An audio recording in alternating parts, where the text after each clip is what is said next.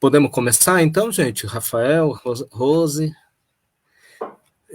Então, já de antemão, já agradeço também a presença dos professores Rafael e da professora Roselaine, né? Vou apresentar brevemente os dois. Eles são colegas de pesquisa e de trabalho. A professora Rose, eu tive o prazer de conhecer através de um grupo de pesquisas, né, da teoria crítica e pesquisas empíricas, o Nexus. Ela coordena, junto com a professora Marília, com a professora Marília Pisani, aqui da UFABC, e a professora Débora, da UFC, e a Isabela, que eu não vou me lembrar, eu sempre esqueço de onde é a Isabela. São polos de pesquisa de teoria crítica e pesquisa empírica, né?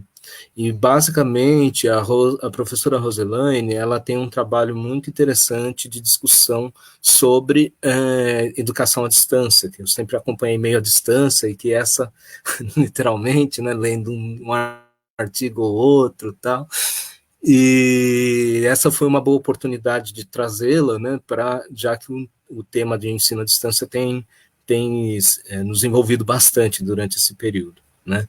E aproveito também, já apresento o professor Rafael Bueno. Ele é um mestrando da UFABC, mas também um aguerrido professor de História da rede pública do Estado de São Paulo, né? A gente sempre está trocando muitas ideias, né, Rafael? E, enfim, ele tem feito pesquisas muito interessantes sobre a Base Nacional Curricular Comum, e atualmente como professor de História e representante também da POSP aqui de Santo André, a gente pode ver um pouco um debate sobre essas propostas que têm surgido para os professores, né, de ensino à distância na rede pública do Estado, né. Hoje já teve uma uma entrevista do secretário de Educação, né, que já lançou diversas propostas, aprofundando um pouco mais as propostas de ensino à distância, né. Bem, a ideia hoje é a gente fazer uma discussão sobre ensino à distância, sobre impactos, né, a gente chamou no subtítulo, né, os impactos digitais na vida real da educação. Para eu aqui, bem, para entender um pouco essa nossa dimensão de... Opa, acho que o Rogério caiu. Voltou. Para entender um pouco essa dimensão, né? A própria UFABC já tem adotado algumas propostas de ensino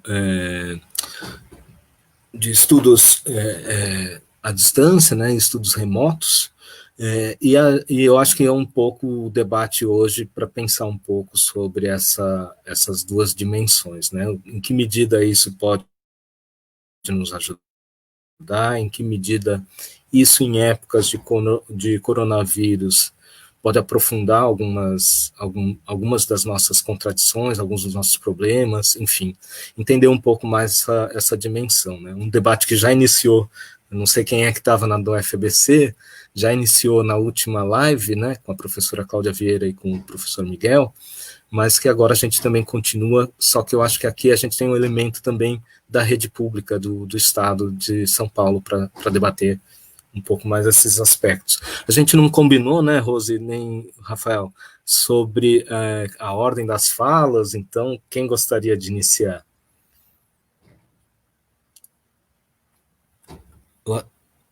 Fique à vontade, Rose, se quiser. Ok. Então, boa tarde a todas e todos. Quero agradecer o convite feito pelo professor Silvio, pela oportunidade de estar aqui com vocês. É um momento que exige estarmos juntos, né, pensando sobre o contexto da educação e das tecnologias. Eu peço desculpas, né, de antemão, porque eu não consegui preparar uma fala tão sistematizada quanto eu gostaria, aparada, né. Eu consegui esboçar ainda um texto que ele é provisório, reunindo um pouco das inquietações que eu estou sentindo, né, que esse contexto, ele me provoca. Eu trabalho com a modalidade EAD, como o professor Silvio mencionou, em Santa Catarina, num curso de pedagogia, num departamento de pedagogia à distância, que tem um modelo pedagógico bastante cuidado, né, numa universidade pública, em termos do que seria educação à distância. Então, nós temos professores efetivos que são contratados para esse curso, nós desenvolvemos pesquisa e extensão, né?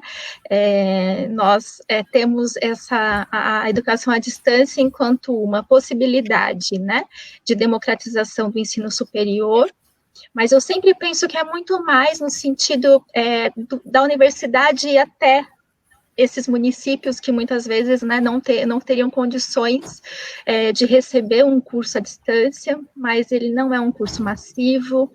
A gente tem conseguido conquistas em termos de alocação docente, então nós alocamos carga horária docente tal como um professor do presencial, enfim. Né, para dizer um pouco de onde eu falo, de que educação à distância, né, eu trabalho. E falar sobre isso, para mim, seria compartilhar essa experiência, eu não teria grandes dificuldades, né, pensar na docência. Mas o desafio hoje é outro, né, falar sobre a modalidade à distância dentro do curso, a gente pode ter discussões muitas, a escolha, né, da educação à distância para a formação de professores, a gente não trabalha só com convênio, por exemplo, da Universidade Aberta do Brasil, então a gente não trabalha só, por exemplo, com bolsistas, né, mas não é disso que eu vou dizer, né, eu acho que o momento e o tema exige eu pensar nessa modalidade além desse foco que eu tenho, né, mas eu fico à disposição se vocês quiserem conhecer um pouco mais essa experiência, e por isso que são ainda reflexões que eu estou chamando de provisórios, né, então como pensar, eu que trabalho, né, com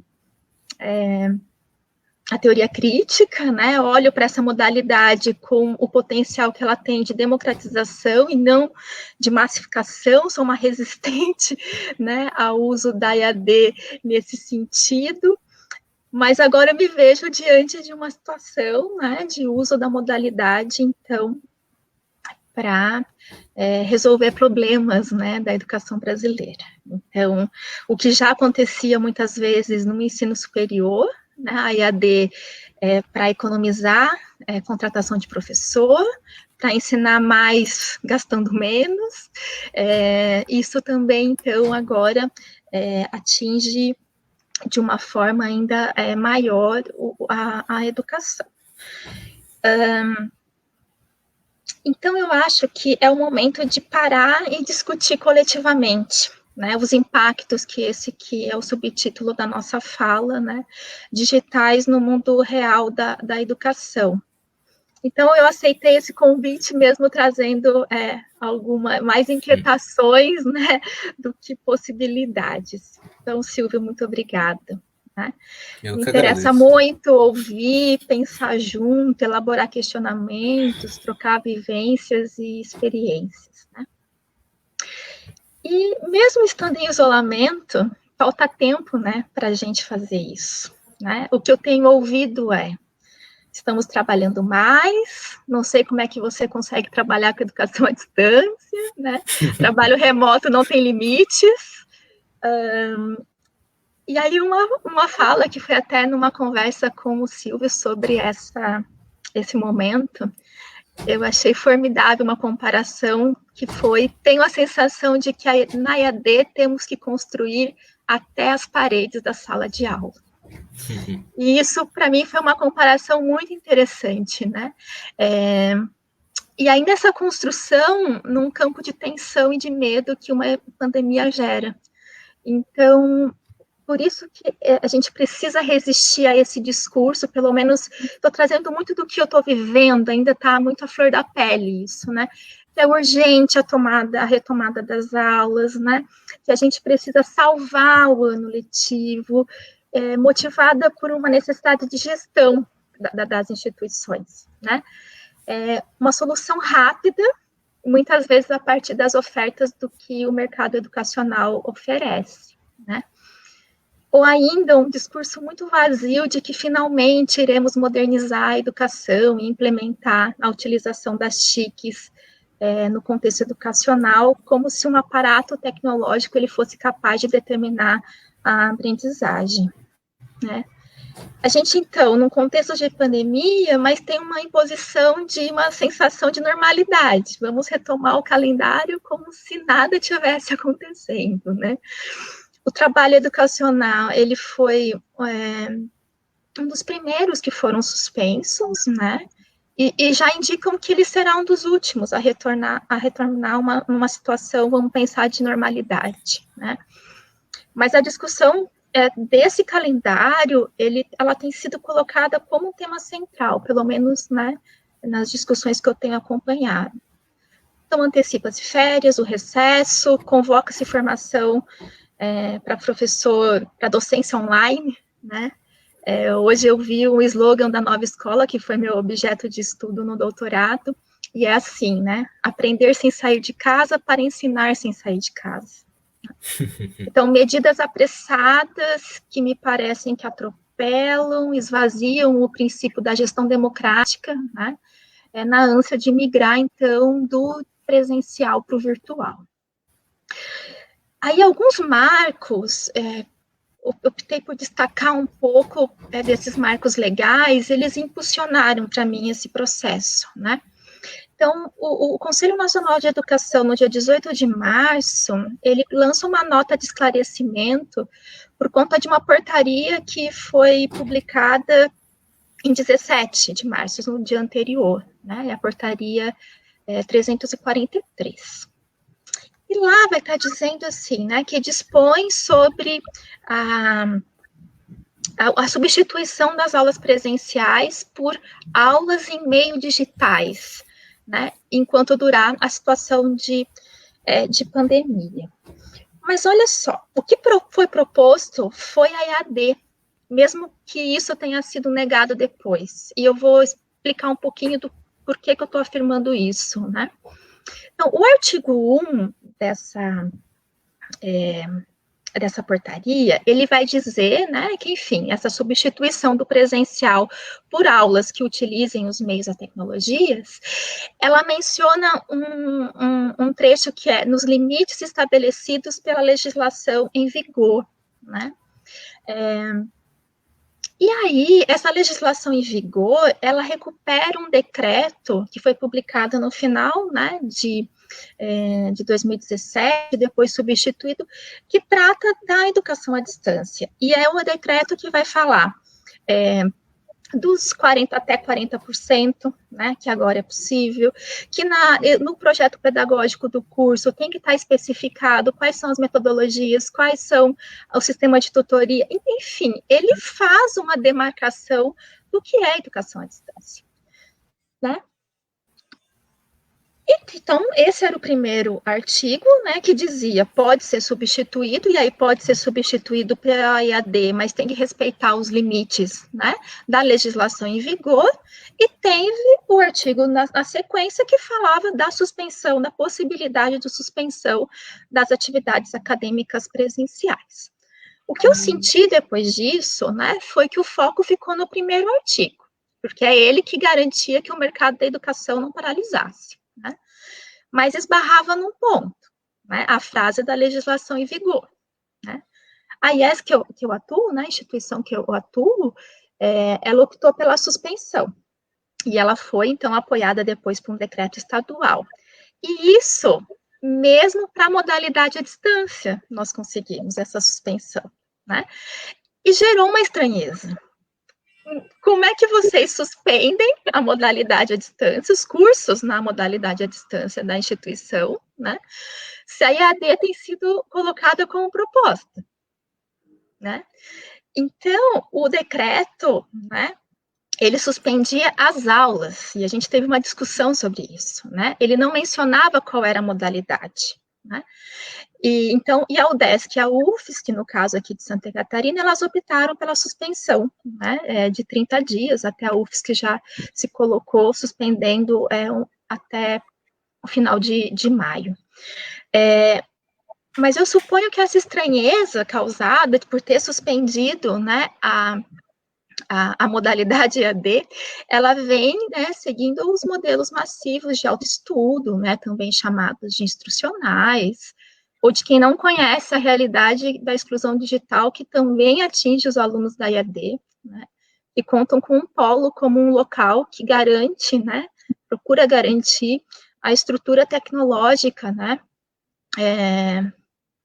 para esses alunos terem o desenvolvimento do curso, além das aulas presenciais, né, que acontece, né, os momentos síncronos, eles não acontecem só como esse, os nossos alunos pedem muito, né, os encontros com os professores. Então, quem me conhece lá do Nexus sabe que cada dia eu estou num lugar do estado, né, a gente viaja muito. Então, esse deslocar da universidade para, né, aonde o aluno está, a gente tem esse movimento. Então, me pareceu que essa estranheza eu não vi como estranheza, eu defendi, né, a suspensão, inclusive, da modalidade, mas sim, foi uma situação de questionamento, né. E aí vem na sequência, né, então, assim, a gente optou por fazer um levantamento junto a esses alunos, a gente tinha até esses dados, mas a situação mudou. Então, assim, como é que está esse aluno hoje? Né? Eu tenho alunos espalhados pelo estado inteiro, né? Não só em termos de acesso, muitos tinham acesso, até não no polo, mas no trabalho, e agora não está no trabalho. Então, qual é a gente acha que teve dois focos nas perguntas, né? Qual é a possibilidade de acesso, né? E também a de disponibilidade de focar no curso. Mudaram-se as rotinas, nós estamos num outro contexto, né? E isso também a gente se preocupou, né, em saber, e ainda não temos uma definição se voltaremos ou não. Isso está em estudo por aqui. Então, acho que essa avaliação, esse momento, né, de suspensão e de não sair tocando o calendário acadêmico de qualquer forma, ou usando a EAD, enfim, mas isso, de alguma maneira, foi incentivado por esses marcos legais, né? Como tinha um empecilho, né, no dia 17, né, que da legislação em vigor, 17 de março, da portaria, depois teve uma nota no dia 18, tentando esclarecer, mas não conseguiu remendar o que foi explicou, mas ainda amarrava, porque tinha ali a menção, né, da questão daquela portaria de dezembro de 2019, que instituía a educação à distância, né. Na sequência, é publicada, então, uma nova portaria, né, com a exclusão desse termo, que teria que respeitar a legislação em vigor. E aí, na sequência, vem toda uma discussão que ela de que não foi proposto uma educação à distância, de que foi proposto uma educação remota, uma educação que usa as tecnologias e os meios digitais, né? E aí eu estou até tentando retomar aqui o texto, tal como ele... Então, ele exclui esse, né, nos limites estabelecidos pela legislação em vigor. E aí, então, agora o Conselho Nacional de Educação, ele promete, né, tá em vias de publicar uma instrução normativa para conceituar o que eles estão chamando de ensino remoto, educação à distância e aprendizagem mediada pelas tecnologias. Mas isso é uma invenção, né? E aí fui procurada, assim, por vários colegas, dizendo assim, conceitua para mim, diferencia para mim. Eu falei, olha, na minha leitura da legislação, a gente tem duas modalidades. né? A gente tem a modalidade presencial e a modalidade de educação à distância, não é nem ensino à distância, ainda vários documentos saem como ensino à distância, né? Então, é educação à distância, EAD. Agora, assim, não tem semipresencial, né? Não existe essa modalidade, existe o presencial agora com a possibilidade de até 40% à distância, né, no ensino superior, existe no caso da educação à distância, o PPC dos cursos, ou o PPP, ele regula os encontros presenciais, né, quanto vai ter, se vai ser cobrado, e se as avaliações, elas vão ser também presenciais, a última portaria, ela ainda exige avaliações presenciais. Então, e aí vem é uma invenção, né, do que a gente vai chamar enquanto modalidade, né, ensino remoto. Não saberia diferenciar nesse caso, aí sim, está rolando aí várias diferenciações. Por quê? Porque uma que a EAD, ela tem uma regulamentação própria, e outra que a gente tem pesquisas que já mostram o que é uma modalidade à distância, né? E aí, para a gente colocar em execução a EAD, ela exige muita preparação, ela tem uma arquitetura pedagógica, ela tem escolha, enfim, não é tão simples. E aí tira-se isso, que essa questão enquanto modalidade, para colocar um ensino remoto, uma substituição por mediação tecnológica. Então, eu acho que tem aí já um problema que parece assim, isso é conceitual, a gente já sabe. Para mim não é só conceitual, né?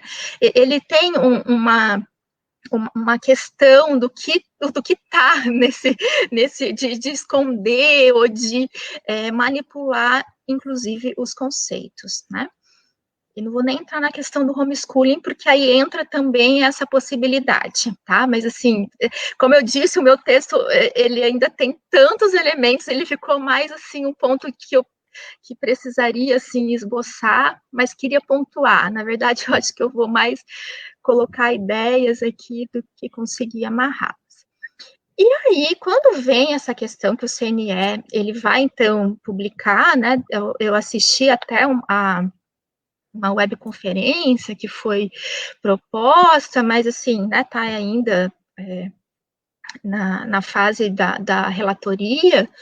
E aí eu recebi a notícia de que, né, no estado de São Paulo, então, se propõe um app Aprender em Casa, e eu até comentei antes, que interessante, me parece que entenderam rapidamente o espírito, né, que foi colocado aí nessa questão, porque um aplicativo, né, que já se menciona, Aprender em Casa, e por que a escolha do aplicativo, né, enquanto plataforma, né, porque muitos estão usando outras plataformas, vou até comentar um pouquinho sobre isso, mas, e aí eu li, na verdade eu fiz uma relação, porque eu li nessa semana no livro Engenharia do Caos, não sei se vocês já leram esse livro, ele trata de fake news, algoritmos, né, disseminação do medo, influência das eleições, e ele vai dizer que a gente foi se habituando a ter, eu estou fazendo a leitura de um trechinho dele, tá? Fomos habituando a ter demandas e os nossos desejos imediatamente satisfeitos, né? Então, qualquer que seja a exigência, há um aplicativo para isso, né? Era o slogan da Apple, né? Então, uma forma de impaciência nossa.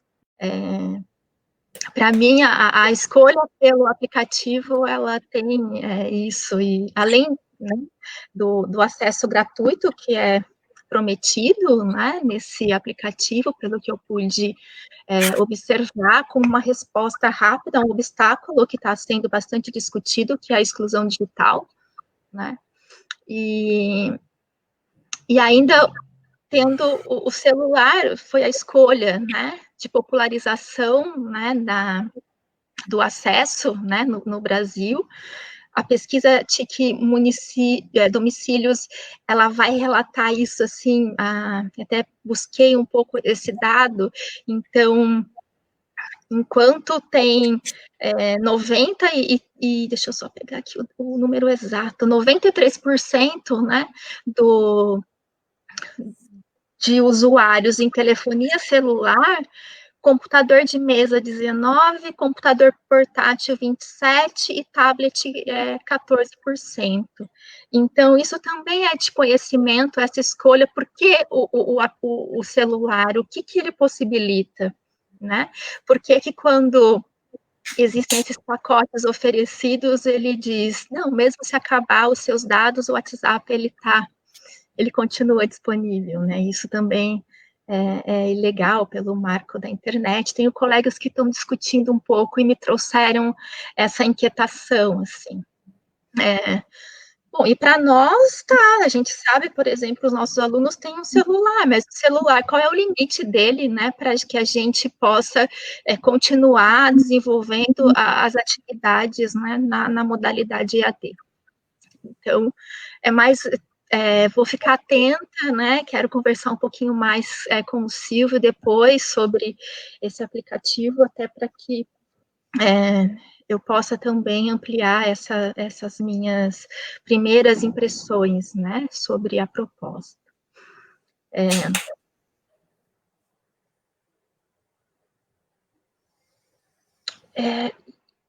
Então, enfim, outras redes estão entregando chips para os alunos, né? Resolvi o problema, está todo mundo incluído agora digitalmente, né?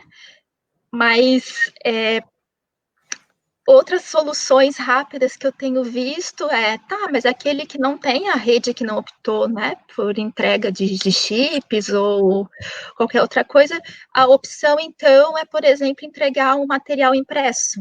E isso justificado que, né, a educação à distância também já teve o seu momento de que usa materiais também desenvolvidos didaticamente e que as pessoas aprenderam, ou TV, ou celular. Eu acho que isso é porque a gente está com o foco, né, para resolver o problema muito rapidamente e supostamente resolver o problema. Então, aí as soluções, elas vêm, mas elas não vêm de uma apropriação crítica das mídias, né? Ela não vem discutindo o conceito de tecnologia, ela vem mostrando a tecnologia como algo que é neutra, que é eficaz, e por si só promove a aprendizagem, né?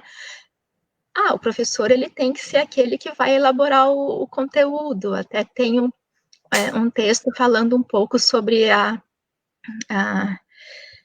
questão da docência na educação à distância e o papel que o professor é colocado nela, né? Eu lembro que em alguns cursos que eu trabalhei em EAD, eu trabalho com EAD já há bastante tempo, eu falo que eu precisava me sentir professora, né? Em alguns modelos, eu não me sentia professora, eu me sentia tudo, menos professora, né?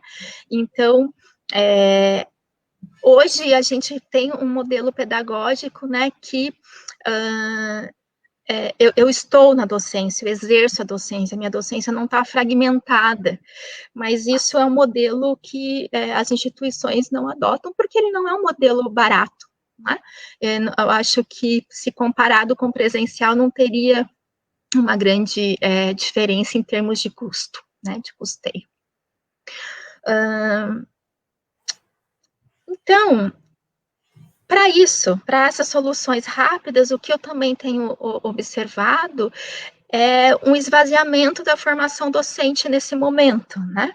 Então, não se discute o currículo, né, a organização do espaço virtual, desses modelos pedagógicos, das arquiteturas pedagógicas, como tem aí discutido, quais conteúdos, para quem, para que momento, qual concepção de educação, né? Então, a gente assiste também uma formação instrumental, aligerada, de apresentação de ferramenta e dos seus potenciais, que buscam transpor, então, conteúdos para uma plataforma, né? e coloca a família que não participa, a comunidade não tem participado dessa discussão, né, professores e alunos, mas a família é colocada como a mediadora desse processo. Então, pouco se menciona sobre a questão da inclusão, né, dos deficientes, as discussões que já são feitas sobre o desenho universal para aprendizagem em plataformas digitais. Eu conheço um grupo no meu centro que tem trabalhado com isso, né, com essa conceituação, a questão da infância e da adolescência e a internet, né, não tenho visto essa discussão sendo feita. Bom, a gestão democrática, então, também, né, se esquece, né, que essas discussões, elas também passam por esse princípio constitucional, né. Então, uma formação utilitária, instrumental, né, com ausência de uma discussão conceitual, para resolver, como eu já mencionei, um problema de gestão e não o pedagógico, né. Então, me parece que tira-se as barreiras para implementar a EAD enquanto modalidade e nega-se a própria modalidade, trazendo, então, outras nomenclaturas que a gente não sabe muito bem como isso se desenvolveria. Bom, e o que tem demandado, né, para nós que trabalhamos com EAD é muito uma demanda técnica, né, de como preparar uma disciplina, do que fazer, qual plataforma usar, se estou fazendo certo ou não, e aí quando o convite, né, do professor Silvio vem para ampliar essa discussão, que não é fazer uma oficina de como fazer, é uma oportunidade, né, que eu tenho para que a gente possa discutir e conhecer as outras realidades. E aí, né, fiz um panorama um pouco do que eu estou vendo, e aí a pergunta que me fazem, tá, então diante de tudo isso que você coloca, a gente não faz nada, né? A gente suspende e pronto, é essa a tua proposta? Bom, como eu disse, não tenho proposta, eu acho que existe uma situação que ela é emergencial, existe uma necessidade de manutenção de contato, de aproximação com os alunos. Eu participo do Conselho Municipal e isso tem sido bastante discutido, porque tem uma pressão para normatizar as 800 horas, né? Mas eu acho que a LDB, ela propõe a educação à distância, por exemplo, com o ensino fundamental, de maneira complementar. E eu acho que pensar no que seria hoje complementar e que poderia, nessa situação emergencial, nos ajudar, talvez seja algo que a gente possa pensar com cuidado. Então, o que eu tenho visto? Algumas iniciativas que eu vou compartilhar, né, com vocês. Hoje, inclusive, eu recebi que os alunos, né, da instituição, do campus que eu trabalho, eles fizeram uma rede solidária estudantil, né, para mapear os alunos que estão precisando de auxílio, para mobilizar a comunidade, para olhar um pouco além do calendário, né, e a gente, então, ser uma instituição que realmente acolhe nesse momento da pandemia. Achei uma iniciativa interessante, eu acho que a gente tem que olhar um pouco, né, nesse sentido. Chama Unir Sem Reunir, né, e ontem eu tive a iniciativa, então, junto com o Grupo Nexus, da gente promover um ciclo de palestras para os alunos, né, do nosso centro, mas também aberta para a comunidade, para fazer uma discussão com temas que perpassam, sim, a formação deles, mas tendo como foco a discussão no contexto de pandemia, né? Então, a gente vai discutir a acessibilidade, a sexualidade, a sustentabilidade, as tecnologias, E foi um momento muito interessante ontem. Eu não imaginava que a gente fosse ter tantas adesões. Então, as pessoas, sim, elas estão com essa necessidade de estar juntas. E eu acho que é o momento que a gente pode ter e usar as tecnologias, nesse caso, para a gente se reunir e pensar, né? Mas colocar a tecnologia a serviço, né, da continuidade do processo formativo, pensando extremamente nos conteúdos para garantir o semestre letivo, né, me parece que tem um impacto que ele não traz o princípio da formação crítica, da formação humana, né? Ela fica restrita a uma formação instrumental, porque também isso foi questionado, mas qual a diferença de propor, então, um ciclo de palestras que ele tem essa proposta de ser abrangente, reflexivos, pensando o que nós estamos vivendo nesse momento e continuar os conteúdos. Para mim tem uma diferença enorme em termos de formação, né? Então, é um pouco nessas questões que eu tenho sentido, né, eu tenho me colocado também o desafio de pensar quais conteúdos que vão nos aproximar hoje, enquanto professor, enquanto gestor, da comunidade escolar, né? Desses conteúdos, quais que vão nos ajudar a pensar em práticas de acolhimento e reflexão, né? Como manter o vínculo e usar as TICs para construir uma consciência comunitária, né, de resgate do que seria uma comunidade escolar. Que projeto pedagógico a gente tem hoje, que a gente está na sangria aí de dar conta, e que projeto a gente vai pensar nesse contexto pós-pandemia, né? Não estou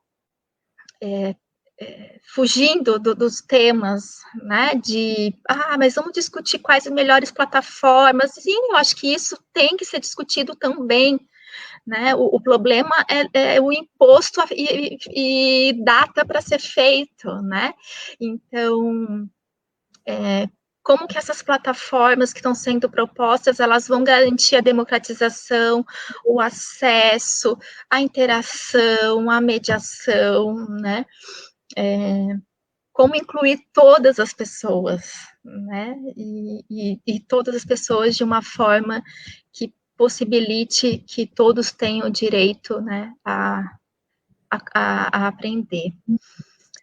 E aí, como tudo isso pode promover uma inclusão digital crítica, e não uma execução só de tarefas, né, eu tenho acho que um dos meus textos eu brinco que na EAD a gente tem um risco enorme de se tornar professor tarefeiro e aluno tarefeiro, né? Eu posto, dou feedback, eu mando, eu recebo atividade, então fica o fazer pelo fazer, né? Então, eu acho que isso sim, acho que a gente tem que discutir as escolhas que as redes têm feito, mas a minha proposta é também fazer uma discussão ampliada de que educação que a gente está, que conceito de educação, né, está sendo colocado junto com essas tecnologias. Eu acho que eu já me estendi no tempo, esqueci, Silvio, mas eu vou fechar. Eu lembrei também de um outro texto, só um trechinho. Dizem que eu sou da EAD, né? Então, assim, nas apresentações, a professora Rose é da EAD, né? Mas então eu estou me colocando aqui como sendo, sim, da educação à distância, mas também vivendo e experienciando as questões que esse contexto nos traz, né? Eu retomei um pouquinho, um trechinho do texto, Educação Danificada, né? Do aforisma do Newton Ramos de Oliveira, nosso querido Newton, intitulado Viver e Viver. Ele recupera um pouco o conceito do Benjamin, de vivência e de experiência, né? E aí ele diz assim: eis aí delineadas a vida como objeto e a vida como sujeito, a vida como reflexo e a vida como reflexão, a vida que se dissipa e a vida que se vive de fato, em extensão e profundidade. E eu acho que é essa a nossa urgência hoje, né? A nossa urgência é pensar com profundidade, né, nessas temáticas. Bem, desculpa, falei demais, né? E fico à disposição para que a gente possa pensar aí nessas questões, também trazendo um pouco e ouvindo a realidade de vocês. Obrigada, viu, Silvio? Eu que agradeço, Roselaine. Foi ótimo ouvir você, porque traz um panorama novo, traz um panorama, um histórico desse ensino à distância, né? E de como que, eu estou falando assim, né? O Covid, às vezes, é interpretado como uma espécie de trauma, né? Parece que estava tudo normal, aparece um trauma e a gente tem que...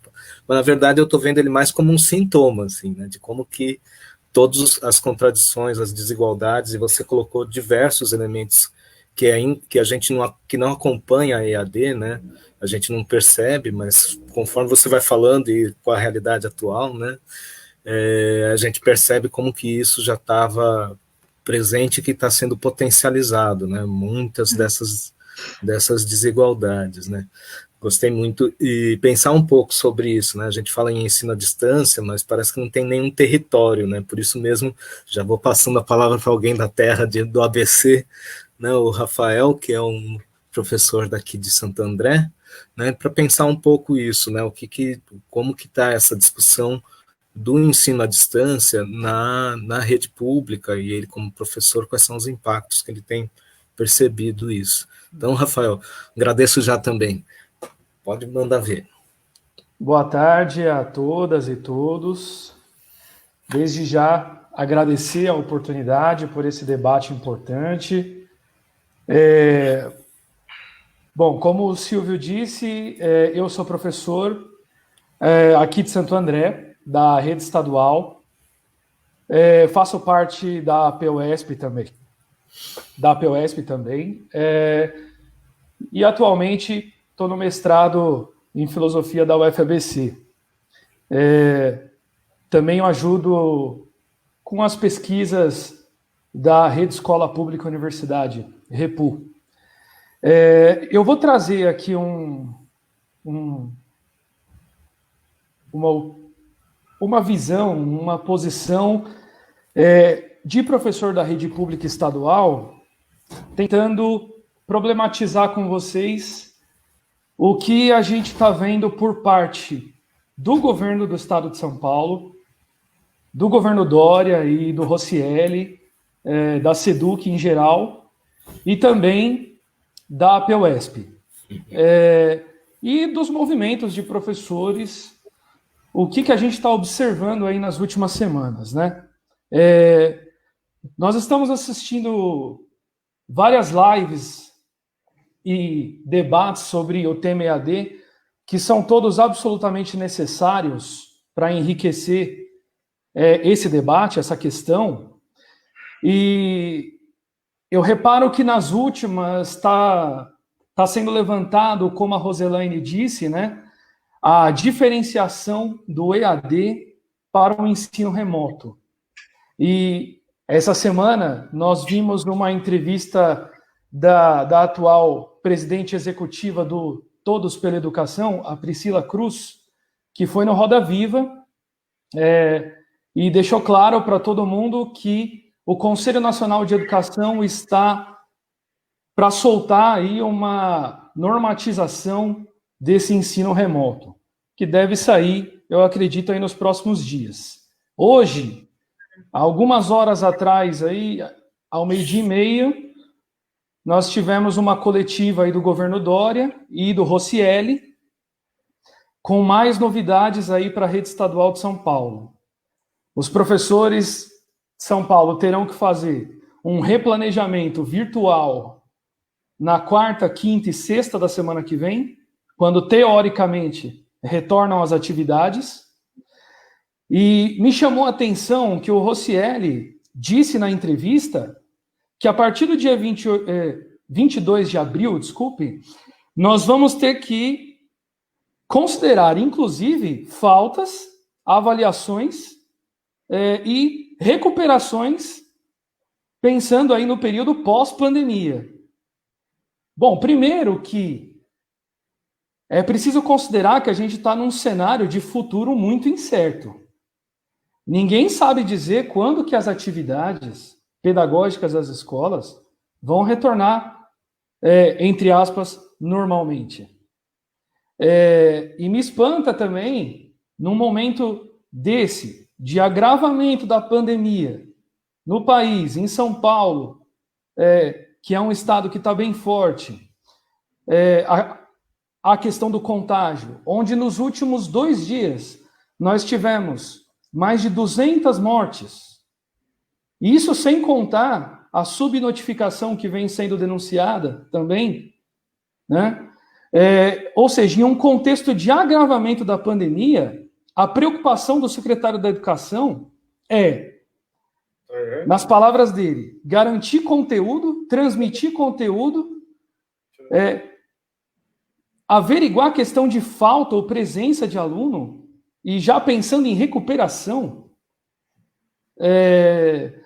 Então, bom, nós estamos aqui em São Paulo em recesso e férias antecipadas, né? No dia 23 de março, iniciou o nosso recesso antecipado e estamos até aí o dia 20 de abril de férias antecipadas. No período de recesso, foi um período difícil até para os militantes ativistas da PUESP, porque várias escolas pressionavam seus professores a enviar atividades sem nenhum aplicativo ou plataforma ou estrutura para isso. O centro de mídias propagandeado pelo governo, ele só foi ao ar lá no dia 6 de abril, e ainda em versão de testes. Então, no recesso, nós já tivemos uma pressão enorme.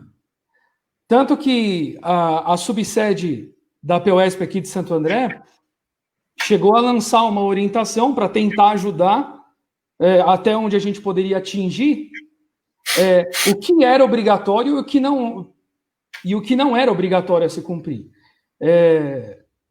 E foi curioso, porque no dia 24 de março, em pleno recesso, a SEDUC lançou um comunicado dizendo que professores em período de recesso devem trabalhar, ou podem ser convocados a trabalhar.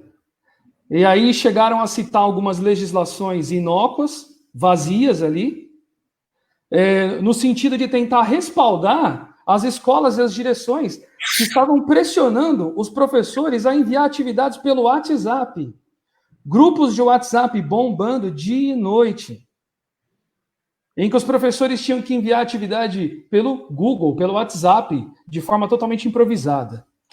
Bom, enfim, aí veio o período de férias, que está acabando agora, e agora a gente se vê diante dessa situação. O que vai ser a partir da semana que vem? Para os professores da rede pública estadual e das redes municipais também.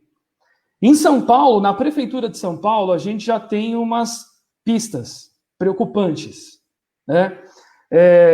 Eu li uma carta aberta que foi escrita por alguns grupos aqui da Grande São Paulo, como o Grupo Territorialidades, Território Educativo das Travessias, e o NAI da Faculdade de Educação da USP, em que eles denunciam que a Secretaria Municipal de Educação de São Paulo está impondo.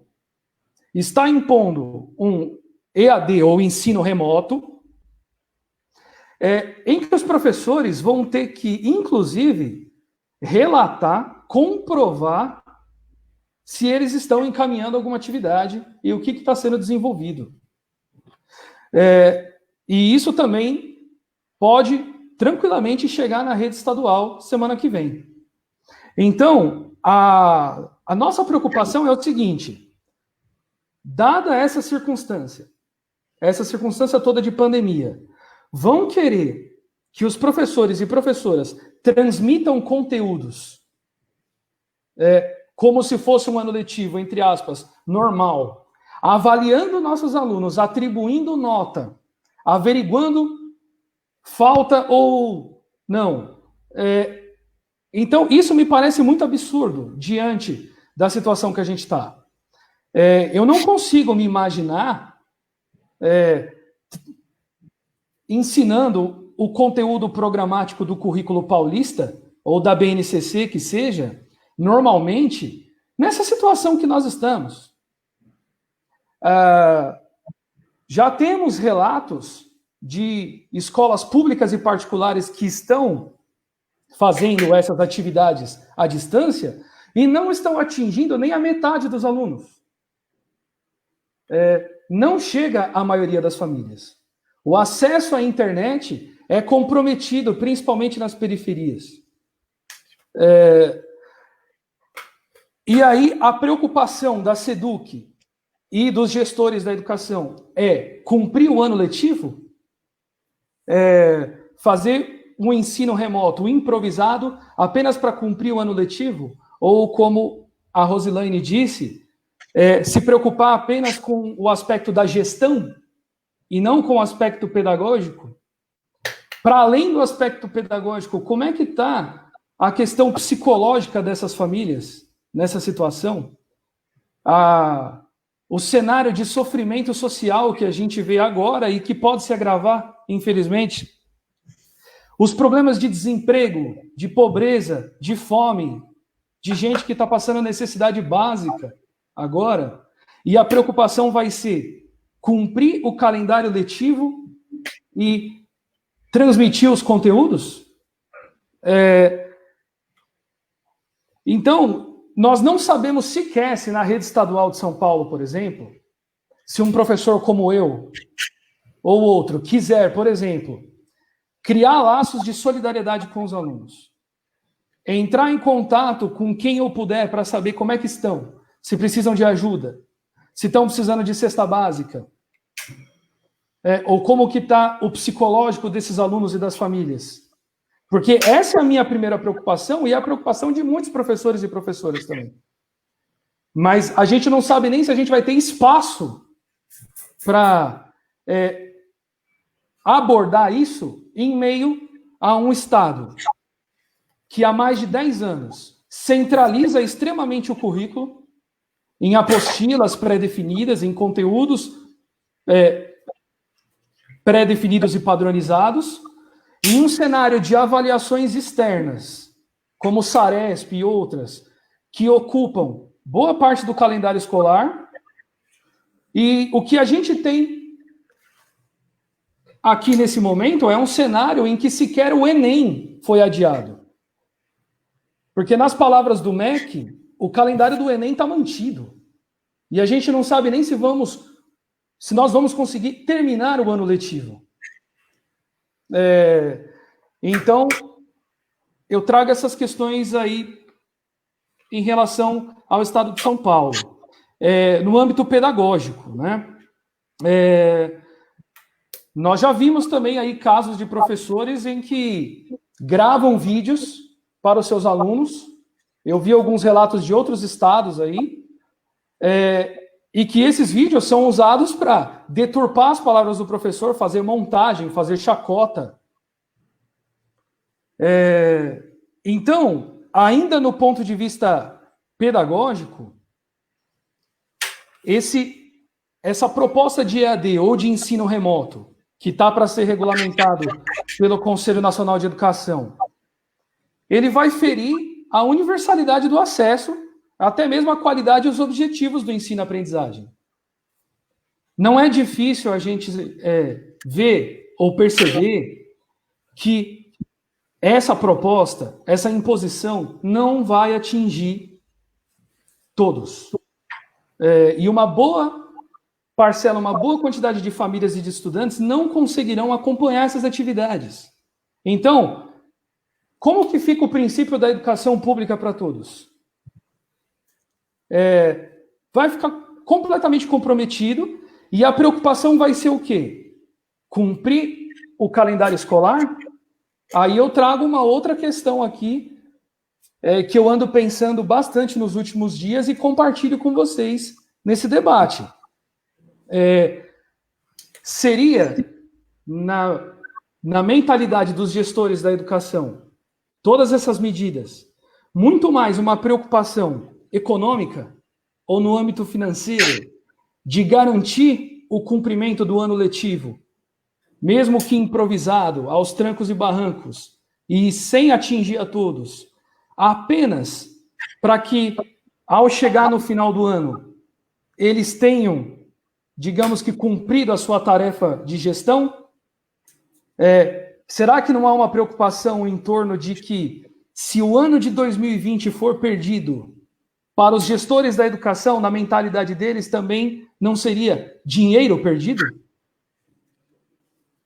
Será que eles não estão impondo uma preocupação de formar os estudantes de qualquer jeito, de qualquer forma, passar os estudantes de ano, preocupados com esse aspecto que é totalmente econômico e não pedagógico, né?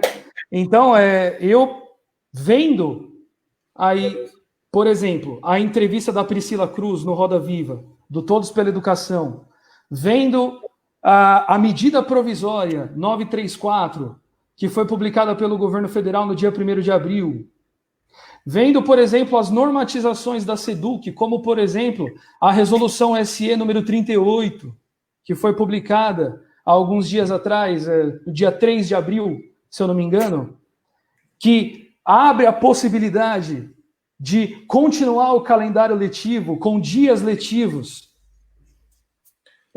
Então, eu estou me questionando cada vez mais de que é muito mais uma questão de gestão e de preservar o aspecto econômico para terminar o ano letivo do que qualquer preocupação pedagógica e muito menos de atingir os estudantes ou uma boa parcela dos estudantes com esse ensino remoto.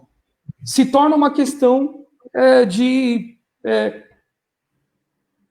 uma mera questão pragmática, no pior sentido da palavra, de terminar o ano letivo de qualquer jeito. E isso me gera bastante preocupação nesse momento, né? Então, eu assisti alguns dias atrás um webinário do Conselho Nacional de Educação em parceria com o Todos pela Educação e o Banco Mundial, também com representantes do CONSED, que é o Conselho de Secretários Estaduais de Educação, da Undime, os secretários municipais de educação.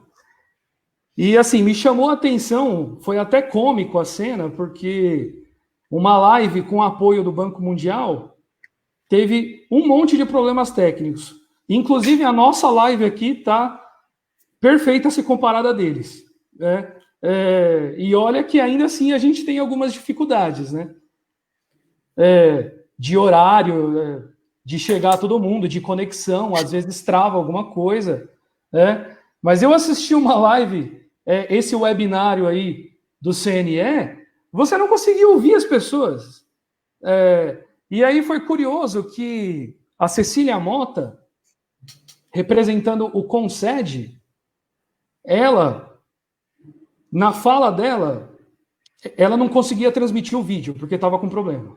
Então era só o áudio dela. O que já demonstra aí esses problemas técnicos. Mas, em uma parte da fala dela, ela chegou a dizer que, em um país com grandes desigualdades educacionais como o Brasil, ela vê no EAD uma boa oportunidade de diminuir essas desigualdades. Eu não sei como. Eu e vários outros que vivem na escola pública, que estudam a escola, não só a pública, mas as privadas também, a escola em geral, nós estamos vendo o contrário disso. Esse ensino remoto da forma como está sendo imposta, como um agravador das dificuldades, das desigualdades, desculpa. Está agravando as desigualdades. Então,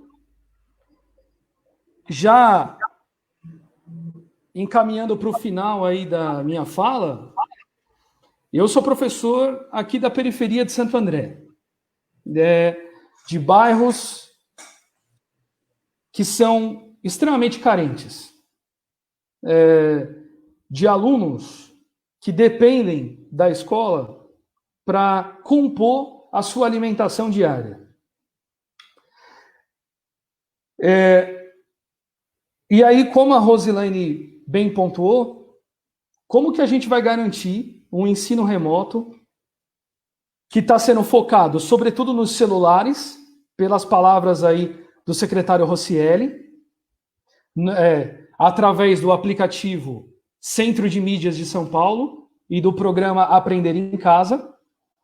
Como que a gente vai garantir que estes alunos que vivem de forma bastante carente, que dependem da escola como espaço de aprendizagem, que dependem da escola pública para compor a sua alimentação, que estão, nesse momento, sofrendo com esse cenário de pandemia, e aí vai ser oferecido ou imposto um centro de mídias onde eles vão ter que, teoricamente, ter conteúdos e atividades pelo celular. Em uma realidade em que muitos deles mal têm acesso à internet ou sequer internet tem. Então, assim, a última coisa que eu ia dizer, sem extrapolar o tempo aí, a Rosilaine também pontuou o que nós vamos fazer, né? Vamos simplesmente negar por negar? Dizer, não, boicote ao EAD, ao ensino remoto, não vamos fazer nada. Eu vejo que não é bem por aí. Nós precisamos propor alguma coisa. É preciso fazer uma discussão propositiva. E o Sindicato dos Professores de São Paulo também está pensando nisso. Eu vejo que meus colegas também estão pensando nisso. Agora, o que a gente vai propor? Me preocupa se eu me ver como professor sendo obrigado a transmitir conteúdo de forma mecanicista, apenas para fazer pelo fazer, apenas para cumprir o ano letivo, de forma pouco eficaz e sem atingir sequer uma boa parcela dos meus alunos.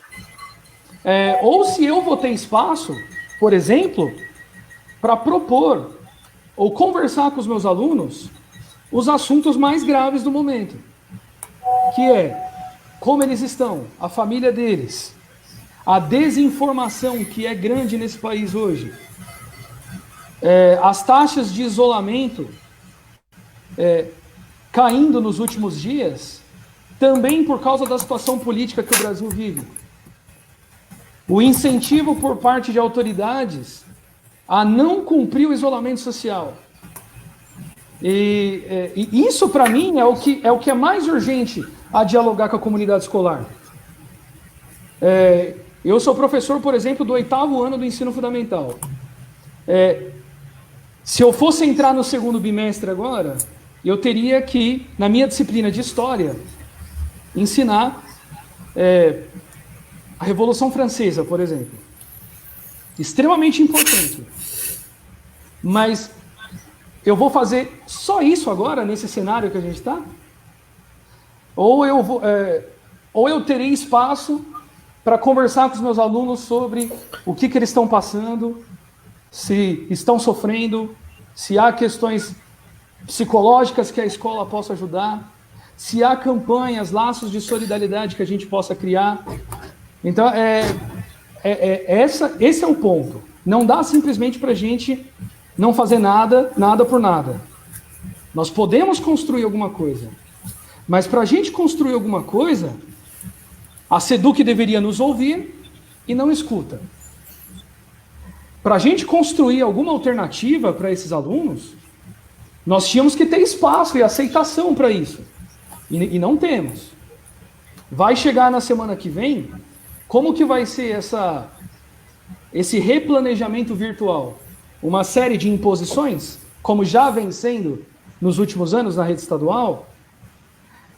E aí, para fechar aqui, fechando mesmo, sem querer tomar muito tempo, é lógico que a gente está preocupado com a aprendizagem dos estudantes, com a defasagem que eles podem ter nesse processo. Agora, que tipo de solução que a gente vai dar para isso? Um ensino remoto, apenas para cumprir o conteúdo, ou fingir que cumpriu o conteúdo, e o calendário letivo só para justificar os gastos e investimentos? Ou a gente vai ter espaço e oportunidade para pensar e construir atividades e intervenções que realmente ajudem as comunidades agora, que realmente ajudem os estudantes e famílias carentes agora, nessa situação emergencial de pandemia que a gente está? Essa é a minha maior preocupação nesse momento. Então, eu encerro a minha fala aqui com isso. Estou aberto aí para dúvidas, para o nosso debate. É isso, gente. Obrigado. Opa, obrigado, Rafael. Desculpa, não tenha palmas para os dois, né? Então sugiro que façam em casa. Agradecendo já, e já vou passando para as perguntas, né? Teve muitas perguntas, inclusive a gente tentou montar um formulário anterior, e eu vou tentar incorporar essas perguntas num termo geral. Eu acho que é a melhor maneira, não dá para ler pergunta a pergunta na rolagem aqui dos comentários, né? No meio dessa fala toda do Rafael, você derrubou o ministro Mandetta, parece, estava tendo um panelaço, então infelizmente foi esse ministro, né? Poderia ser outro da educação, não sei, tem outros que atrapalham mais, talvez. Mas, enfim, o fato é que a gente tem um monte de perguntas, eu vou tentar aqui. Tá, a minha internet está meio falhando, então vou seguir aqui, tá? Vou tentar juntar as perguntas, tudo bem? E aí peço desculpas se eu não conseguir contemplar todas as perguntas, teve várias observações, né, em vários sentidos. Uma delas, eu diria assim, que poderia ser dita em torno das modalidades, né, como que vocês estão pensando um pouco isso. Modalidades várias, né? Desde ensino infantil, teve perguntas sobre crianças de pré-escola e tal, em que medida esses programas não contemplam, então isso gera também um outro impacto, né, que a gente está já percebendo nesse grupo escolar. Um outro, né, também estão perguntando, e eu acho que é um grupo forte no caso do ABC, que a gente sempre tem contato, é a EJA, né, a educação de jovens e adultos, né, que já vem sendo um processo de desmonte, né, de fechamento de salas, né, a gente tem acompanhado um pouco isso, e como que isso ainda vai ser mais prejudicado nos termos nessa nova tentativa de ensino remoto, né? O impacto disso nesse grupo. E mesmo outra pessoa tem insistido bastante no caso de ensino especial, né? Que é outra comunidade que até a Cláudia, na última live do FABC, eu acho que ela comentou um pouquinho isso, né? Mas talvez vocês possam comentar um pouco sobre isso, possibilidades em torno de ver vínculos com a tecnologia, mas também os limites disso, né? Um outro ponto que também tem sido levantado bastante aqui é a própria estrutura de precarização, né? Que isso parece que fica mais evidente, né? Vocês comentaram bastante disso, né?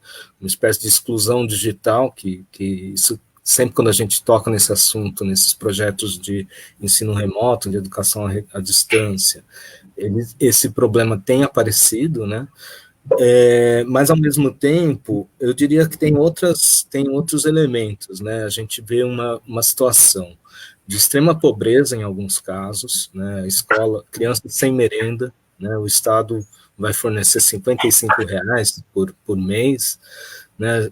Existiu uma tentativa de entrega de merenda para as crianças, no caso de São Paulo, e, enfim, antes de ontem eles conseguiram barrar essa tentativa, né, e ficaram, então, os alunos ficaram muitos alunos ficaram sem merenda, né, em uma situação como essa. Eu acho que entra um pouco na preocupação do Rafael, né, extremamente preocupante, como que vai ser passar conteúdo se eles não têm nem o que comer em casa, né. Enfim, o outro ponto que eu acho que também vocês levantaram, mas que muitos decidiram ressaltar bastante, né, é o clima mesmo de assédio, perseguição, que já vinha com outros alunos, já vinha, né, já tem um histórico do professor como uma espécie de culpado dos problemas de ensino e aprendizagem, né, e que essas ferramentas parecem que potencializam ainda mais isso, né, na medida em que metrifica, padroniza, né, a Roselaine, ela apontou bastante isso, né, momentos que ela não se via como professora, né, mas como uma tarefeira, né, no meio desses processos todos, né, como isso tem impactado esses elementos, né, esse campo. Outras perguntas que foram surgindo também aqui, talvez comentários de vocês, também o próprio a Roselaine, mas teve uma pergunta no sentido também do próprio estatuto da ECA, né, de questões, por exemplo, de imagem de crianças e jovens na frente da internet, né? Como que isso também pode ser problemático, né? Como que, sei lá, as crianças, elas vão ficar expostas, né, com suas imagens na internet. Então, como que se tem pensado em torno dessas proteções com crianças e jovens, né, num mundo que parece ainda muito desregulamentado, né? E deixa eu ver só se eu não esqueci de mais nada.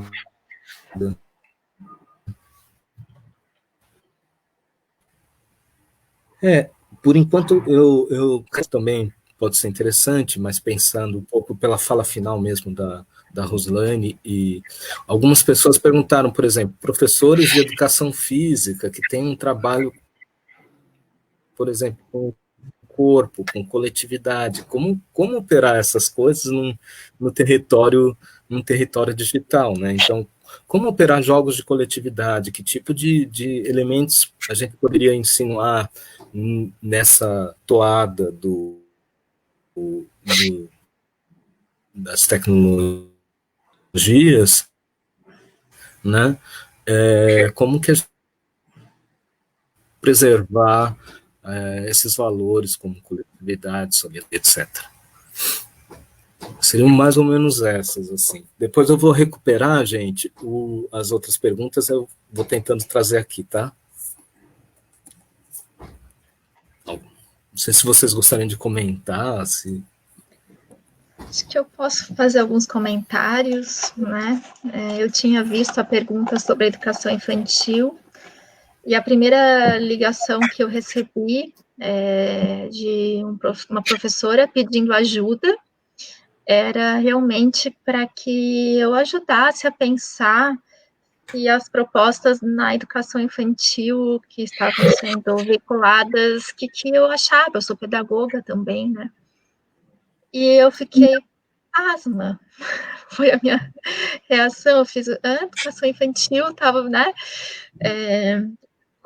Como assim, né? Porque propor atividades EAD para a educação infantil. Então, o que eu tenho visto é uma oferta de leque, né, que o professor ele se coloca nessa função de pensar em atividades que essa família pode mediar com essa criança em situações de isolamento, né? O que é isso? É um cardápio de atividades que nós vamos elaborar, né, pensando um pouco nesses componentes que o Silvio trouxe na educação física, é essa nossa função nesse momento, enquanto docente, é isso que espera ser do nosso trabalho, que a gente seja um oferecedor de um cardápio de atividades para ocupar essa criança em casa, né? Me parece que é um pouco isso, mas também, sim, tem a questão de que esse professor ele tem que estar em atividade para fazer jus ao seu salário, né? Ele tem que a escola para cobrar a mensalidade, né, dos pais, a pressão da sociedade. Ao mesmo tempo, tem uma situação que me sensibilizou e a gente começa a pensar quem é que está cuidando dos filhos dos profissionais da saúde que estão lá. E aí vem essa demanda, e aí, como é que a gente atende também essa criança que precisa ser atendida, né? Então, mas quando a gente ainda olha a LDB, eu até voltei, lá menciona-se a questão da EAD para o fundamental em caráter complementar ou emergencial. A educação infantil nem se menciona, né? Nem enfim, então eu não tenho desculpa, mas eu não tenho resposta, assim, eu não consigo pensar se desenvolver jogos que essa criança, o quanto isso é o papel, né, nosso nesse momento. Bom, a educação especial, eu não tenho um trabalho direto, mas eu acompanho um grupo bastante engajado, e eles, numa questão, vamos pensar, de desenvolvimento de ambientes virtuais, tem uma preocupação, é um conceito que eles têm usado, que é o desenho universal de aprendizagem, né? Que é como deixar esse ambiente acessível, mas, assim, isso é uma discussão bastante séria, né, e que as tecnologias assistivas, elas podem contribuir, mas como fazer isso se a gente nunca parou para pensar sobre isso, nunca teve investimento em informação sobre isso, de estrutura tecnológica sobre isso. Então, não vou dizer que é impossível, parece que, né, que eu estou gerando assim eu acho que tem potenciais, a tecnologia tem potenciais, eu trabalho com tecnologias, eu acho que é isso, mas ela também tem N limites. Vou fazer uma análise mais. Então, acho que pensar nesses potenciais, acho que é bom, interessante na formação do docente. Agora, para resolver um problema gerencial que a gente disse, eu acho que é aí que está o grande equívoco, né? Uma outra questão que eu só queria comentar sobre essa estrutura maior de precarização que o Silvio mencionou, é que essas plataformas que têm sido usadas, e aí eu assisti também a fala de um doutorando da UFSC, que desenvolve a pesquisa dele pensando nessas plataformas digitais que as redes de ensino têm incorporado, né, têm comprado, como, né, da Google, o quanto elas fornecem os dados de aprendizagem do professor e do aluno. Né? Então, cada clique aí que a gente dá são dados que são fornecidos e é isso que alimenta também essas plataformas e o seu mercado. Então, sim, concordo com essa questão da exposição, do uso do som, da imagem, da voz, eu acho que isso é uma preocupação que a gente tem quando trabalha com mídia, até mencionei isso com a criança, com o adolescente, é uma preocupação ainda maior, mas vamos pensar que não é só a exposição do vídeo, né? O que está por trás da rede também é algo que eu queria que a gente colocasse nessa discussão. Então, sim, pode ter essa exposição, que até eu li um comentário que a gente... hoje é a gente mesmo que faz o vídeo e publica, né? Mas também tem um pouco do que está por trás dessa imagem, desse sonho da voz enquanto algoritmo, enquanto dado, né? Que nós também estamos fornecendo esse recurso. Acho que de comentários que eu posso fazer, e eu fico à disposição, se precisar complemento.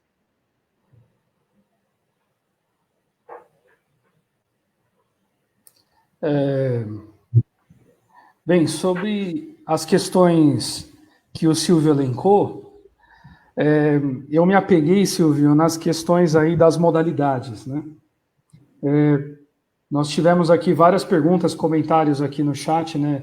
Como o Silvio levantou, em relação à educação física, à educação especial, à EJA, ensino infantil, a educação infantil, né? E assim, eu acho curioso e preocupante, eu vejo como curioso e preocupante, como que esses objetivos gestores sobre a educação pública, o gerencialismo todo aí, né? Ele joga uma oportunidade fora em nome dos cumprimentos, das obrigações burocráticas e dos seus objetivos econômicos aí, né? Eu quero dizer o seguinte: no meio desse sofrimento todo que a gente está, no meio dessa situação toda que nós estamos, esse momento ele poderia ser usado ou ser construído laços e relações entre escola e comunidade muito maiores do que vem aí nos últimos anos, né? Há escolas públicas e as privadas também, que recebem aquela comunidade para estudar ali, ao mesmo tempo que não cria tantos vínculos. Há escolas que criam vínculos, obviamente, docentes, gestores. Agora, apesar das escolas públicas ainda serem um ponto de referência nas periferias, por exemplo, onde muitas vezes as periferias têm apenas a escola ou um posto de saúde como referência de Estado ou de serviço público, né? Então, apesar de elas serem ainda uma referência de serviço público, eu vejo os desperdícios de oportunidade democrática de construção com essas comunidades. É difícil você ter democracia, pelo menos no cotidiano das escolas estaduais que eu vivo. Grêmio escolar, conselho de escola, tem muita gestão que vê isso aí como empecilho para os seus objetivos e para as suas obrigações, né? Então, eu acho que para abordar todas essas questões, ou várias dessas questões que estão sendo colocadas, como eu vou cumprir a educação física na escola dessa forma? Como eu vou abordar a educação especial ou a EJA? Sabe, nós estamos entrando naquele universo burocrático novamente, empresarial da escola, de cumprir por cumprir, fazer por fazer, um ensino remoto de qualquer jeito, e perdemos a oportunidade de construir algo que possa incentivar a participação da comunidade na escola, um maior envolvimento daqueles que dependem dela com a escola, ou com os docentes, com a equipe pedagógica como um todo, né? Entra ano, sai ano, nós vamos perdendo essas oportunidades, muito também pelas imposições das secretarias de educação, em nome de tudo isso que a gente está discutindo aqui. E aí, quando os estudantes se revoltam, né? Como se revoltaram em 2015 no estado de São Paulo, na luta contra a reorganização escolar, e aí nós temos que escutar as diretorias de ensino, a Secretaria da Educação, dizer que não sabe o porquê que eles estão fazendo aquilo, ou então dizer que eles estão em guerra com os estudantes.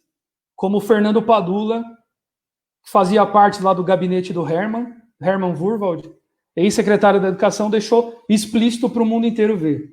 Estamos em guerra contra os estudantes. Até quando vão estar em guerra contra os estudantes? E contra os educadores, de forma geral, também. Porque essa guerra não terminou, né? A escola continua sendo muito mais um objeto a ser domado do que ser cultivado, desenvolvido. E, mais uma vez, nós estamos, os docentes e estudantes, sendo pressionados diariamente a cumprir um calendário de ano letivo que boa parte disso deixou de fazer sentido nesse momento. A luta principal agora é pela preservação da vida. Nós estamos num país que está descaracterizando e menosprezando o isolamento social, e a gente não sabe e observa com muito medo e muito receio onde isso vai levar a gente. Eu poderia estar discutindo isso com os meus alunos. Eu poderia estar discutindo todas essas preocupações urgentes e imediatas com quem eu tiver contato. Mas a gente não sabe se dentro do currículo padronizado do Estado de São Paulo, se dentro das avaliações externas, nós vamos conseguir isso. Uma última coisa que eu queria pontuar nesses comentários, que eu não falei inicialmente, mas digo agora, é a entrevista do Rossielli com a equipe do Dória hoje. Ele enfatizou a leitura para os anos iniciais, nas palavras dele, e anos finais do ensino fundamental e ensino médio, língua portuguesa e matemática. O que nos leva a crer, consequentemente, que a preocupação maior deles continua sendo as avaliações externas. Talvez por isso o foco tão grande em língua portuguesa e matemática e não nas outras disciplinas e áreas do conhecimento.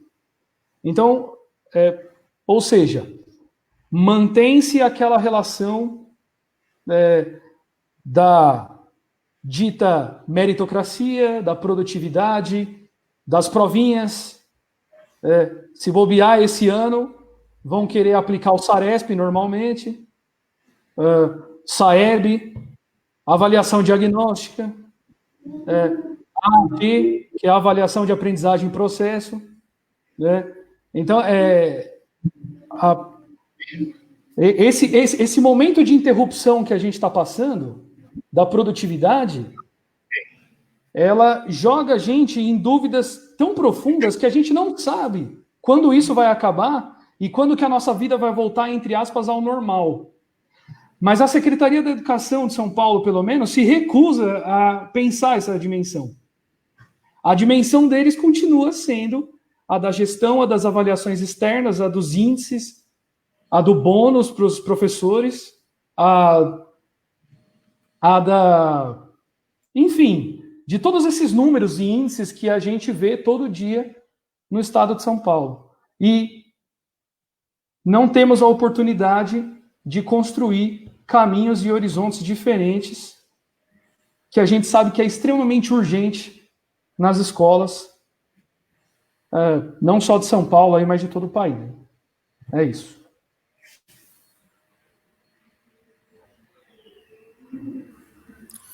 Eu vou fazer uma última rodada de perguntas, aproveitando aqui talvez um outro gancho, né, a partir da fala de vocês e de algumas perguntas também. Porque uma das coisas que mais me chama a atenção também é a importância da escola. Muitos mitos estão caindo, né? A ideia de que a família ensina, né, agora com a criança em casa. Eu acho que os próprios pais estão revendo um pouco essas posições, né? A importância do professor, a importância de um profissional da educação, né, no interior disso, o próprio mito da tecnologia como uma espécie de facilitador para muitos professores, a gente agora vendo como a Rose levantou, né, parece que a gente tem que construir a sala de aula, né, levantar a escola, cada aula que a gente vai fazer, cada ambiente que a gente vai criar digital, a gente tem que criar se a gente for com atenção, né, não for um tabajara qualquer, né, fizer com cuidado isso, a gente tem que construir com muita atenção esses elementos, né. Isso me dá a impressão que é possível aqui uma outra dimensão, e a gente está vendo isso em algumas experiências, por exemplo, de repensar o papel da escola, né, da importância da escola como um espaço de sociabilidade.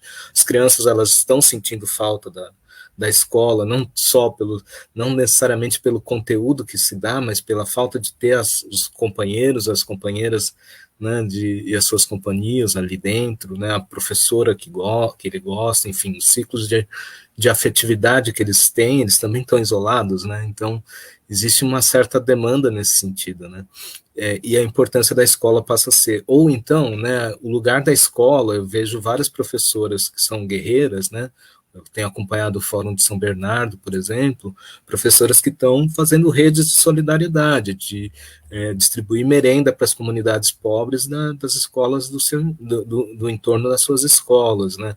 E, enfim, a partir disso, né, você vê o papel da escola nessa economia de guerra, como eles estão querendo falar para a gente, né? A escola passa a ser uma instituição, parece que fundamental, né? Fora que a escola também é um banco de dados importante, né? E não é à toa que é uma grande disputa dessas empresas, né?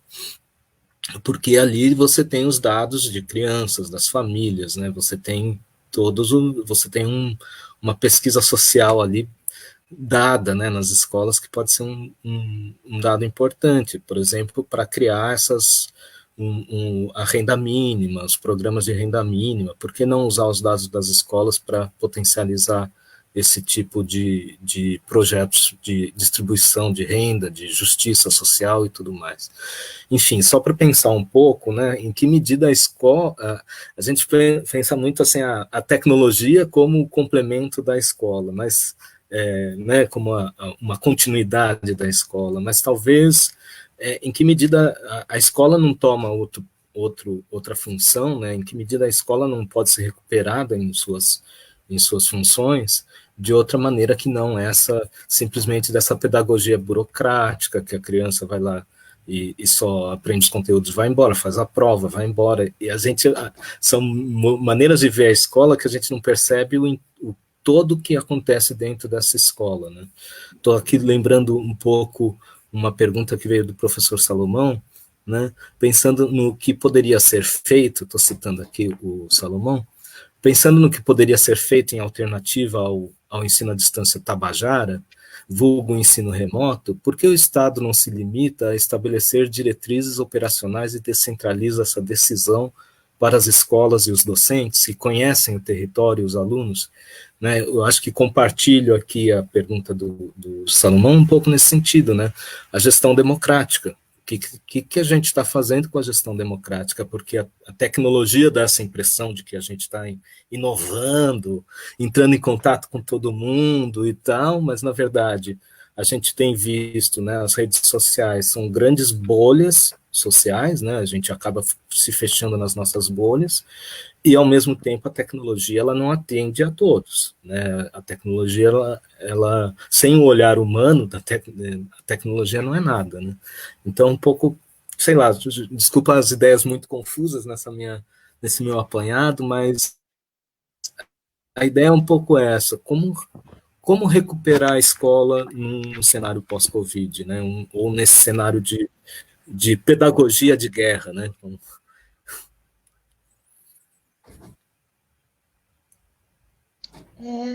Na tua fala, Silvia, eu fiquei lembrando dos meus, hoje, alunos, né? Eu já estou distante da educação básica há algum tempo, né? Eu sou de São Paulo, né? Do interior de São Paulo, então minha experiência na educação básica foi aí.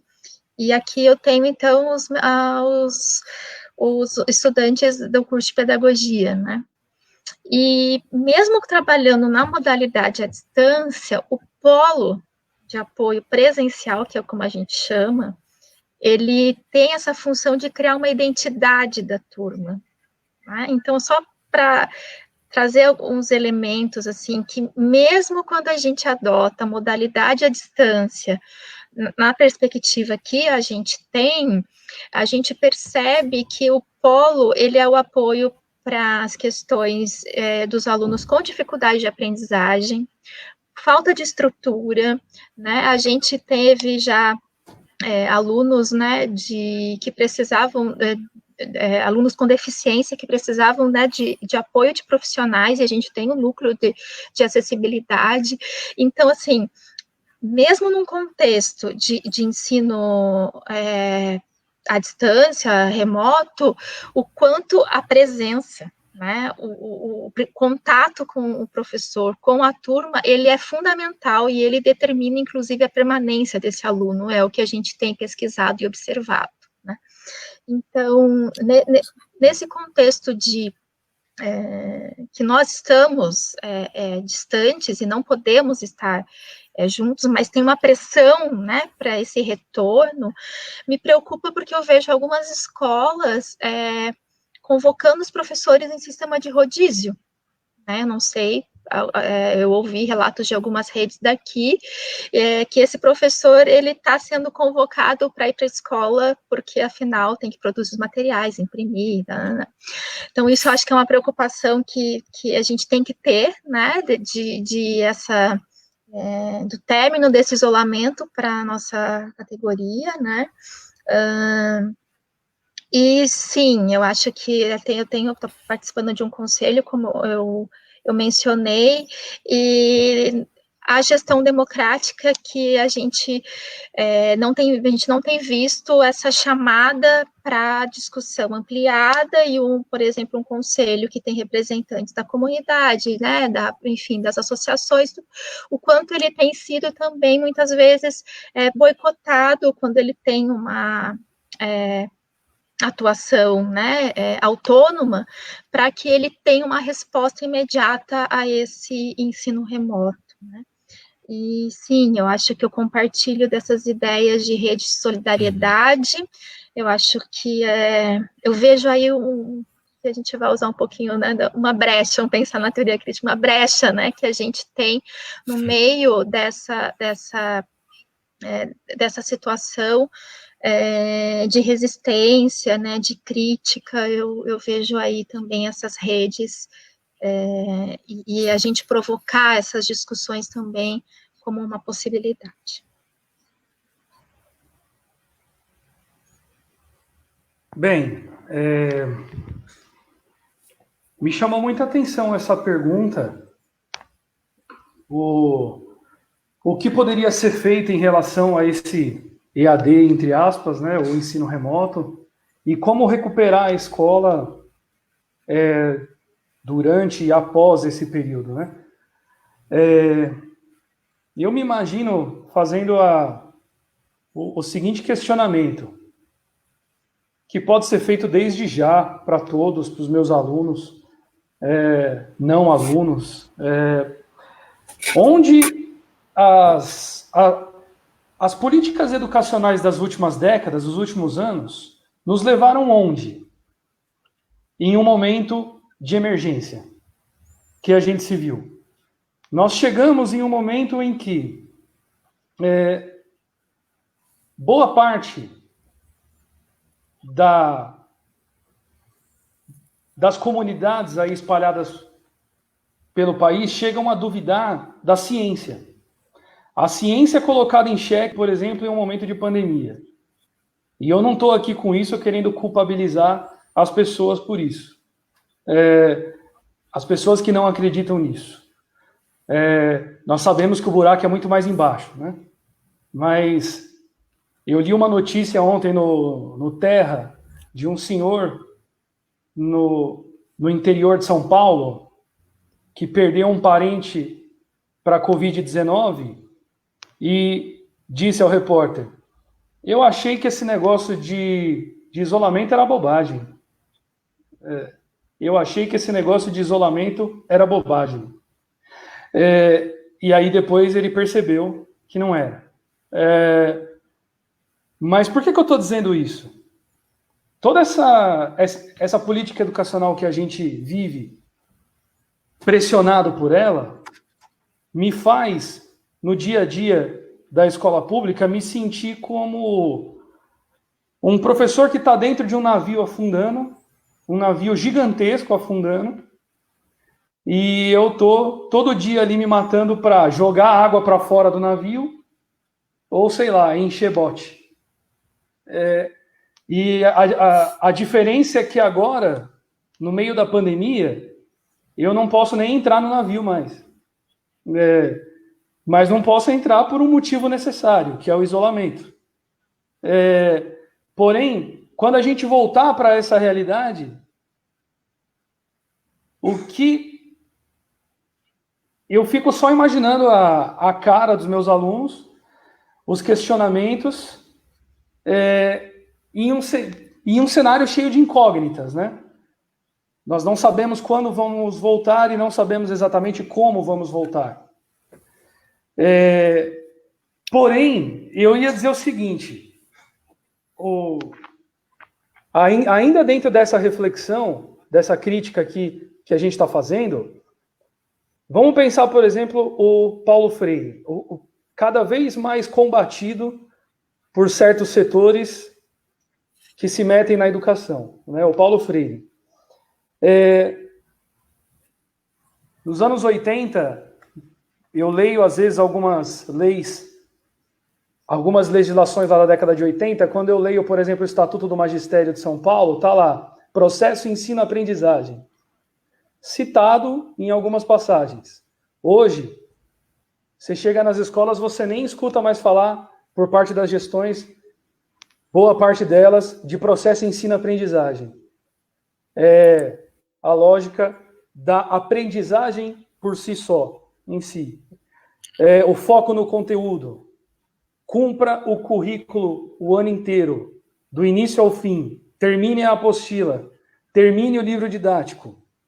Cumpra o seu conteúdo programático. E aí, nessa correria didática que a gente vive de 2, 3, 4 aulinhas por semana, às vezes uma, a gente não consegue discutir uma série de outras questões com os nossos alunos.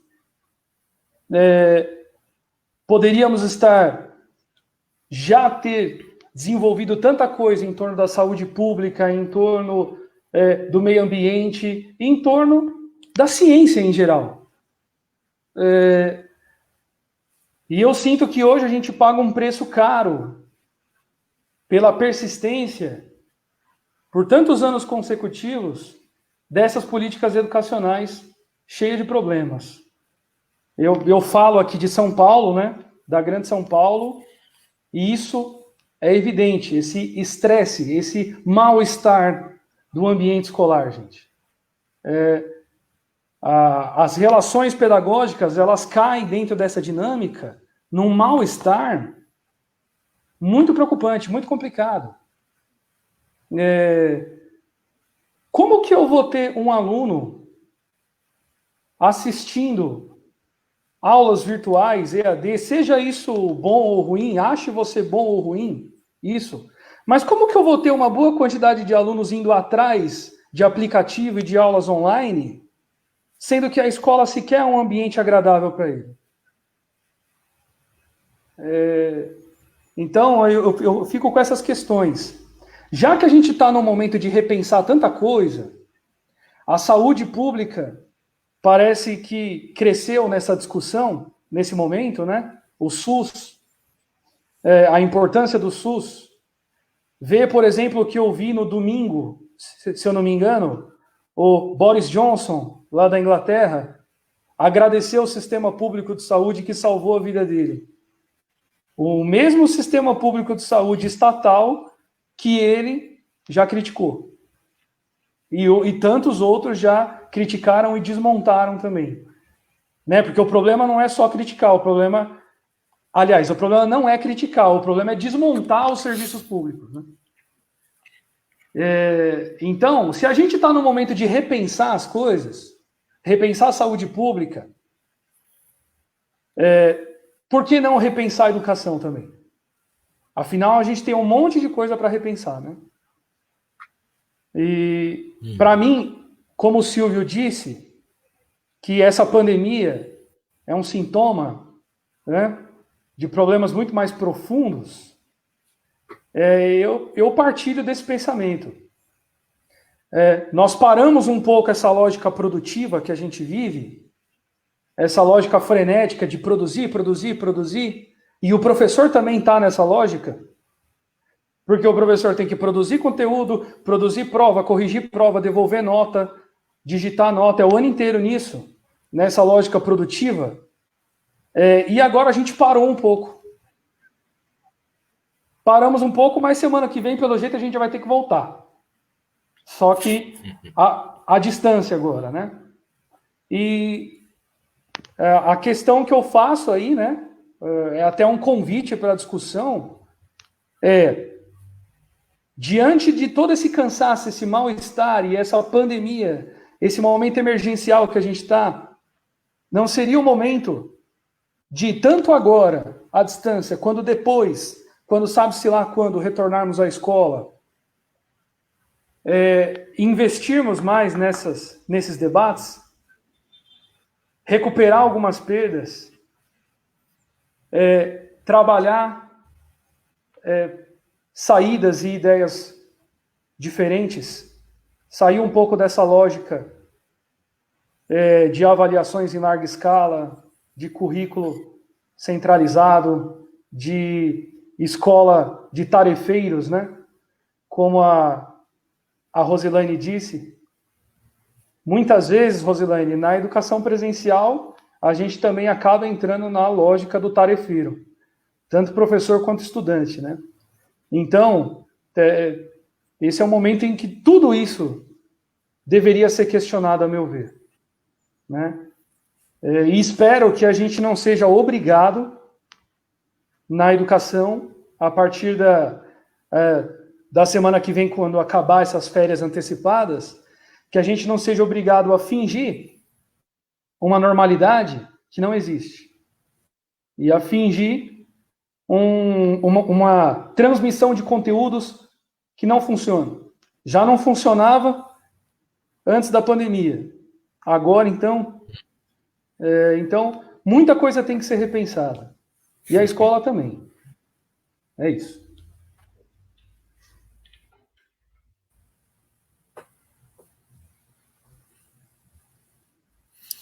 Não, bacana. Ó, o pessoal, os intérpretes já devem estar bastante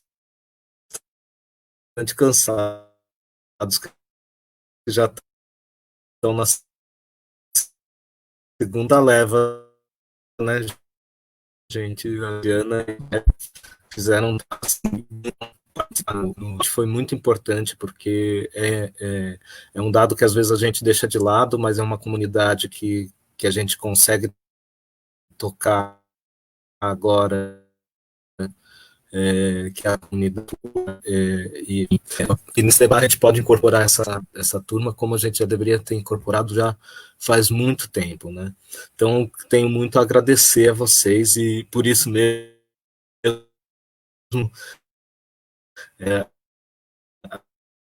a gente já está chegando no finalzinho, né? Gente de política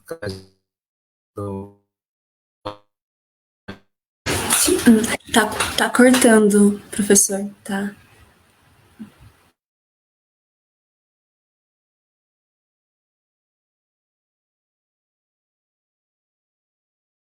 Agora a gente parou de escutar. Ih, saiu. Opa, voltei. Tá meio ruim aqui, então não sei se é meu ou tá ruim aí também. Mas enfim, desculpa o corte agora, mas só para pensar, então o Fórum Permanente de Políticas Educacionais, a gente tem sempre essa preocupação, né? O ano passado a gente discutiu a ideologia de gênero, a questão da militarização nas escolas, enfim, a Base Nacional Curricular, A gente tem a ideia é que a gente continue na atual conjuntura, nesse formato aqui virtual de encontros, né? E eu quero muito agradecer tanto ao Rafael quanto a Roselaine por terem topado também esse debate. Para a gente foi extremamente esclarecedor, acho que traz muito para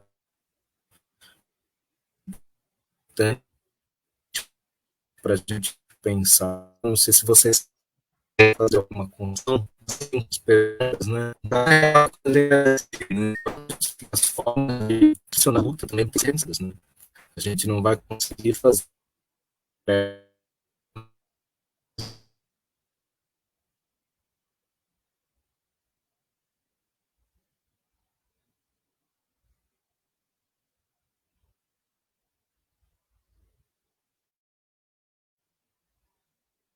Acho que a conexão do Silvio está caindo de novo.